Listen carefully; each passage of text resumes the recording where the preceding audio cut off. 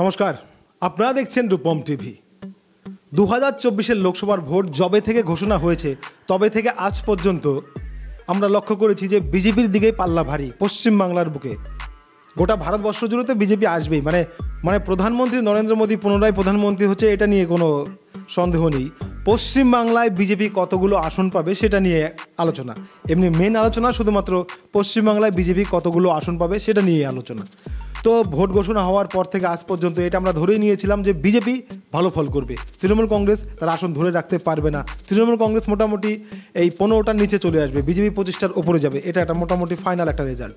তো এখন একটা নতুন একটা চাল অনেকদিন আগেই চেলে দিয়েছিল মমতা বন্দ্যোপাধ্যায়, সেটা আজকে হলো, পরিপূর্ণতা পেল। মমতা বন্দ্যোপাধ্যায় একটা চাল চেলে দিয়েছিলেন, মাস্টার স্ট্রোক বলা যেতে পারে 2024 লোকসভার আগে। লক্ষ্মী ভাণ্ডার বাড়িয়ে দিয়েছে। আপনারা যারা SC ST তারা তো 1000 পাচ্ছেনই, কিন্তু জেনারেলরা 500 টাকা করে পাচ্ছিল। কিন্তু মমতা বন্দ্যোপাধ্যায় করে দিয়েছেন কি, জেনারেলরাও এখন 1000 পাবে, আর SC STরা 200 বাড়িয়ে দিয়েছে। একে হলো তো হলো না, 200 বাড়িয়ে দিয়েছে। তো এই ঘটনার পরিপ্রেক্ষিতে সন্দেশখালিতে মেয়েরা আবির নিয়ে লাফালাফি করছে।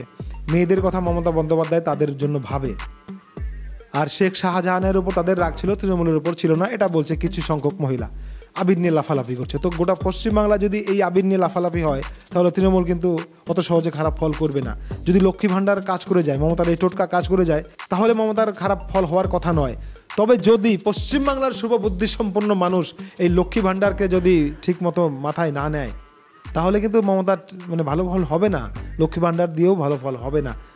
শুভবুদ্ধিসম্পন্ন মানুষরা ওই ভাণ্ডার টান্ডার চায় না, তারা কর্মসংস্থান চায়, তাদের ছেলেমেয়েরা ভালো কাজ করবে, চাকরি করবে, এটাই চায়। তো এখন দেখা যাক এই যে লক্ষ্মী ভাণ্ডার পেলেই খুশি এই সমসংখ্যক, এটা কত সংখ্যক লোক রয়েছে পশ্চিমবাংলায়, তারা মমতাকে বাঁচাতে পারে কিনা। কিন্তু আমি পশ্চিমবাংলায় একটা কথা বলবো, জিআরের রাজনীতি বহুদিন ধরেই চলে। CPIM JR দিয়ে জিতেছিল, তৃণমূল কংগ্রেস লক্ষ্মী ভাণ্ডারটা চালু করে দিয়েছে, ভালো ফল করে কিনা। তবে আমার মনে হচ্ছে যদি লক্ষ্মী ভাণ্ডারটা খায় তাহলে মমতা মোটামুটি ভালো ফল করতে পারবে। আর যদি না খায়, লক্ষ্মী ভাণ্ডারটা ঠিক মতো না নিতে পারে বাঙালি, না নেয়, তাহলে মমতা ভালো ফল করার আশা বাদ দিতে পারে। তো দেখা যাক লক্ষ্মী ভাণ্ডার কাজ করে নাকি অন্য কিছু, অন্য চিন্তা ভাবনা করছে মানুষ, নাকি লক্ষ্মী ভাণ্ডার পেলেই খুশি, কি সেটাই দেখার এখন। আর আপনারা কি ভাবছেন, লক্ষ্মী ভাণ্ডার পেলেই কি আপনারা ভোট দেবেন মমতাকে? কমেন্টে অবশ্যই লিখবেন। জয় হিন্দ।